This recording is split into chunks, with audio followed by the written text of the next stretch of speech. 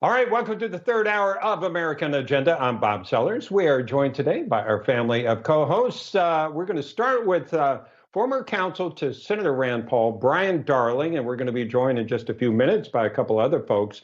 But for right now, we want to get to our first topic. There's still a lot going on in Washington when it comes to the stimulus plan, and we wanted to bring in our correspondent in Washington, Molly Hooper, with the latest. Molly.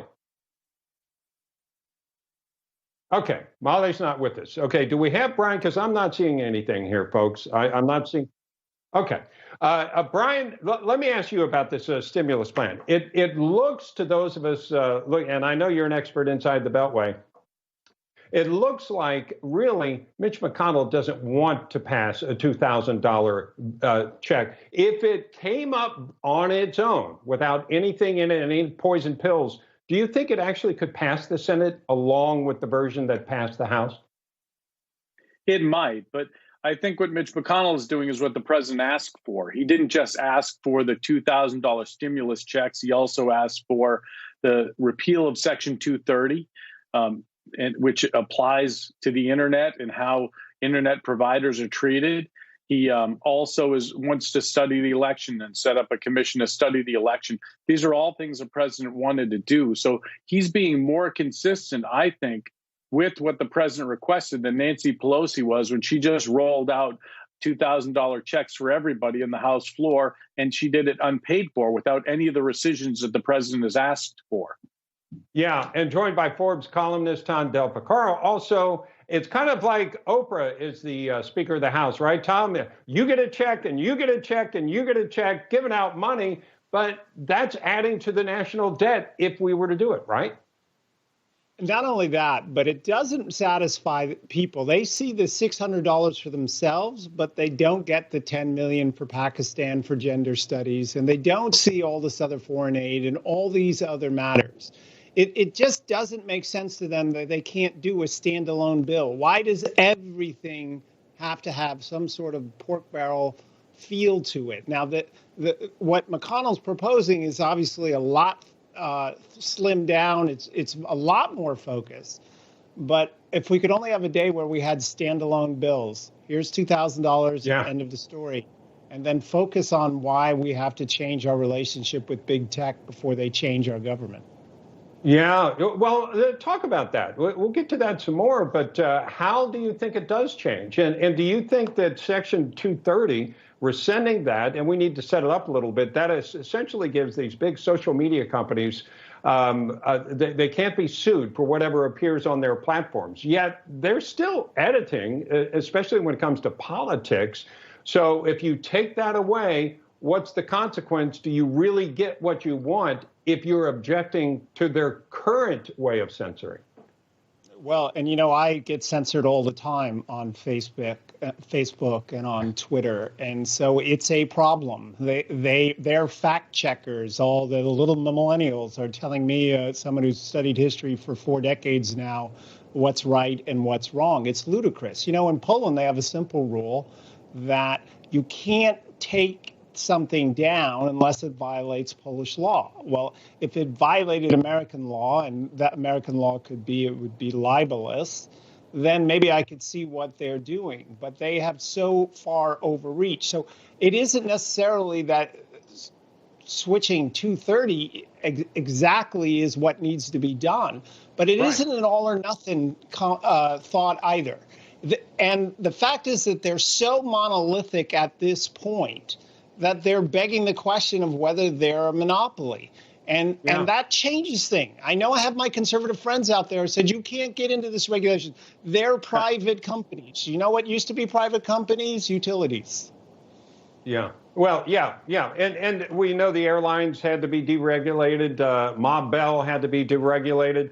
I think the issue, though, for a lot of people, Brian, is that the user doesn't feel like he or she is paying a price for that, because you had to pay higher prices when you were taking the airline cartel. Or Ma Bell held up long distance every Sunday night. Maybe you got 3 minutes for $1. That was a big deal back then. So those things broken up made some sense because the user was affected. But the way it is now, the user's information is being sold, they feel like they're not being penalized. No, that's right. But I disagree a bit on this issue. I do think, as much as I dislike big tech and don't like that they're censoring conservative content, I'm more worried about the big government censoring content and taking over that role. I don't like the idea of the government having that power over the internet. And we probably wouldn't have Facebook. We probably wouldn't have a lot like YouTube. We wouldn't have without Section 230. Section 230 enabled a lot of these companies to do what they're doing now because they can't get sued. They're being treated. They're not being treated as the publisher of the content, or I couldn't upload videos to YouTube and other people couldn't do that. And with regard to the antitrust law, I'm very, as a libertarian, I'm not a fan of the government breaking up these companies because I don't think anything good will come of it. So make Facebook spin off some of their subsidiaries. Do we really think that things will get better as a result? It'll probably be much of the same, yet we'll feel better about it because we just beat up on big tech. Yeah, I agree with you. There's not a simple answer here. I did want to get to Washington, though. Molly Hooper joins us with the latest in Washington. Molly? Hello. Yes, a lot going on up here on Capitol Hill. The Senate is back in session. They came back in at 3 o'clock. And essentially, Mitch McConnell went to the Senate floor and told his colleagues, look, this House bill for $2,000 stimulus checks has, quote, no realistic path to quickly pass the Senate. I believe Brian touched on this. Essentially, it's not targeted. It would drive up the debt, and it would benefit families who haven't been as affected by the pandemic. These are reasons Mitch McConnell says it will not pass the Senate. So what he has done, what the Senate Majority Leader has done, is introduced a bill kind of bundling an uptick in the stimulus check plus a measure that would repeal those legal protections for the social media companies, as well as launch a bipartisan commission to investigate the federal 2020 election. Now, that bill, according to Democrats who have come to the floor, and some Republicans privately have said, McConnell's bundled bill there's no chance that it can pass or get signed into law before a new Congress meets on Sunday at noon. So right now we're at a bit of a standstill, but again, Mitch McConnell says that it's very unlikely that the Senate will take an up or down vote on the bill that the House passed on Monday and a bill that President Trump has said he supports.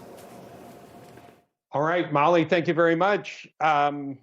Let me get to Tom, your take on this, because I almost get the feeling that Mitch McConnell doesn't want this to get through, doesn't want to have to go on record to vote up or down on the $2,000 check.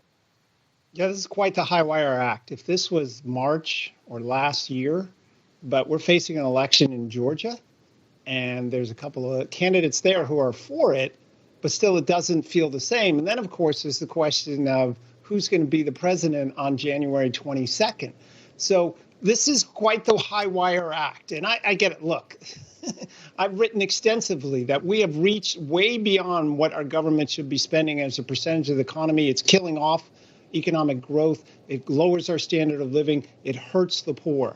But what will happen with Republicans? Because if they lose the Senate on Tuesday for whatever reason, and this might be part of it, we're going to be in a huge amount of trouble. I'd rather give people $2,000 than lose the Senate, if that's the deal. Yeah, the idea of how much they might spend if given free rein is kind of frightening, Brian. And as a libertarian, I know that you care about the national debt. Seems like nobody does these days, but I think it matters. Yeah, $28 trillion in debt we have as a nation right now, approximately. And we're running record deficits every year. It's unsustainable, but I do understand the argument. You need some direct aid to families right now when people are hurting, when the government was partially the cause of what's going on right now because the government shut down small businesses and slowed down the economy. So I get that. So I do think that some aid is necessary. And I do agree purely politically with the argument that this could impact the Georgia race. And if you don't pass something and Republicans get blamed, could it be that 1% or 2% that causes Republicans to lose both seats in Georgia and then lose control of the Senate? That would be devastating for Republicans. Yeah. Okay.